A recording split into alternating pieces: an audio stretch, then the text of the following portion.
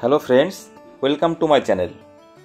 Bharat Bangladesh match দেখতে রবিবার এসেছিলেন কেন্দ্রীয় যোগাযোগ মন্ত্রী জ্যোতিরাদিত্য সিন্ধিয়া। তার বাবা মাধব রায় সিন্ধিয়ার নামে তৈরি করা হয়েছে গোয়ালিয়রের নতুন মাঠটি। রবিবার ভারত বাংলাদেশ ম্যাচ দিয়েই অভিষেক হলো শ্রীমন্ত মাধব রায় সিন্ধিয়া ক্রিকেট স্টেডিয়াম। গোয়ালিয়র পেল নতুন আন্তর্জাতিক স্টেডিয়াম, যে মাঠে বাংলাদেশকে 7 উইকেটে হারালো সূর্যকুমার যাদবের ভারত। ব্রিটিশ শাসনের সময় গোয়ালিয়রের শেষ রাজা ছিলেন জিরাজিরাও সিন্ধিয়া। তার ছেলে মাধব রাও দেশের মন্ত্রী ছিলেন। 56 বছর বয়সে বিমান দুর্ঘটনায় মারা গিয়েছিলেন তিনি। সেই মাধব রায়ের নামে মাঠ এখন 30,000 দর্শক ধরে, আগামী দিনে যা বেড়ে 50,000 হওয়ার কথা। সেই মাঠে প্রথম ব্যাট করতে নেমে বাংলাদেশ তোলে 127 রান। ভারত সেই রান তুলতে খুব বেশি সময় নেয়নি। 49 বল বাকি থাকতেই ম্যাচ জিতে যায় সূর্যকুমার যাদবরা। টেস্ট সিরিজে বাংলাদেশকে দাপটের সঙ্গে 2-0 ব্যবধানে হারিয়েছিল ভারত। সেই দলের কাউকে টি-20 দলে রাখা হয়নি, তবুও ভারত খেলল একই রকম দাপটের সঙ্গে। রবিবার অভিষেক হলো নীতিশ কুমার রেড্ডি ও মায়াঙ্ক যাদবদের। সূর্যকুমারের নেতৃত্বে তরুণ ভারত কেমন খেলে সেই দিকেই নজর ছিল সমর্থকদের। শুরুটা মন্দ হলো না। 3টি করে উইকেট নিল বাঁহাতি পেসার অর্শদীপ সিং, 3 বছর পর দলে ফেরা বরুণ চক্রবর্তী, 1টি করে উইকেট মায়াঙ্ক, হার্দিক এবং ওয়াশিংটন সুন্দরের। 2021 সালে স্কটল্যান্ডের বিরুদ্ধে দুবাইয়ের শেষ ম্যাচ খেলেছিল বরুণ। রবিবার ভারতের জার্সিতে বাংলাদেশের বিরুদ্ধে গোয়ালিয়রে তিনি যখন খেলতে নামে তখন ভারত মাঝের 3 বছরে 86টি টি-20 ম্যাচ খেলে ফেলেছে। খলিল আহমেদ 2019 সালের পর খেলেছিল 2024 সাল। তার 2টি ম্যাচের মাঝে ভারত 104টি ম্যাচ খেলেছিল। বরুণ সেই তালিকায় 2য় স্থানে রইল। রবিবার সুযোগ পেয়ে 4 ওভারে 31 রান দিয়ে 3 উইকেট তুলে নিল বরুণ চক্রবর্তী। তহিদ হৃদয়, জাকের আলী এবং রিশাদ হোসেনকে আউট করেন তিনি।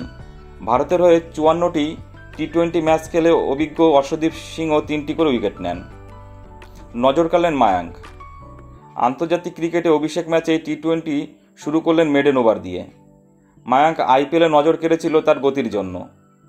আইপিএলে 156 কিলোমিটার প্রতি ঘন্টা গতিতে বল করেছিলেন তিনি। চোট পেয়েছিলেন আইপিএল খেলতে গিয়ে। আইপিএল থেকে আন্তর্জাতিক ক্রিকেটে আসা মায়াঙ্ক হয়তো রবিবার 150 কিলোমিটার প্রতি ঘন্টা গতিতে বল করেনি, তবে তার বোলিং বুঝিয়ে দিয়েছে আগামী দিনে তার জন্য তৈরি। 4 ওভারে 21 রান দিয়ে 1টি উইকেট নেন মায়াঙ্ক। বাংলাদেশের মাহমুদুল্লাহর উইকেট নেন তিনি। ভারতের সামনে 128 রানের বেশি লক্ষ্য রাখতে পারেনি বাংলাদেশ, আর সেই রান করতে নেমে ঝড় তোলেন অভিষেক শর্মা। 7 বলে করেন 16 রান, তার মধ্যে 2টি 4 ও 1টি 6। দুর্ভাগ্য, তাকে রান আউট হতে হলো। ভারতের নতুন অভিষেক জুটি তৈরি হলো রবিবার। অভিষেকের সঙ্গে ওপেন করেন সঞ্জু স্যামসন। তাদের বোঝাপড়ার অভাব দেখা গেল। নিজেদের ভুল বোঝাবুঝির কারণে রান আউট হলেন অভিষেক। তাতে ভারতের জিততে অসুবিধা হয়নি। অধিনায়ক সূর্যকুমার 14 বলে 29 রান করেন। হার্দিক পান্ডে অপরাজিত থাকেন 16 বলে 39 রান করে। তাসকিন আহমেদের বল যেদিকে বল মেরেছে সেই দিকে না তাকিয়ে একটি শট খেলেন হার্দিক।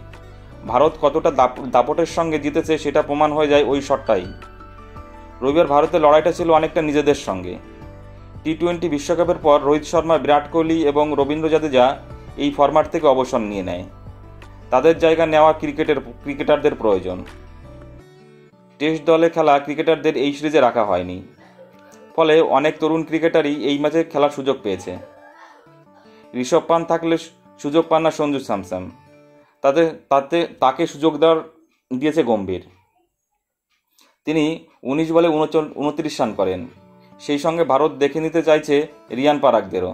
2026 সালের টি-20 বিশ্বকাপের দলে হয়তো এই দলের অনেকেই দেখা যেতে পারে। সেই লড়াইটা শুরু হয়ে গেল রবিবার থেকেই। ভারতের পরের ম্যাচ দিল্লিতে। 9 অক্টোবর খেলতে নামবে সূর্যকুমার যাদবরা। ষষ্ঠীর দিন হবে সেই ম্যাচ। দিল্লিতে জিতলেই সিরিজ ভারতের।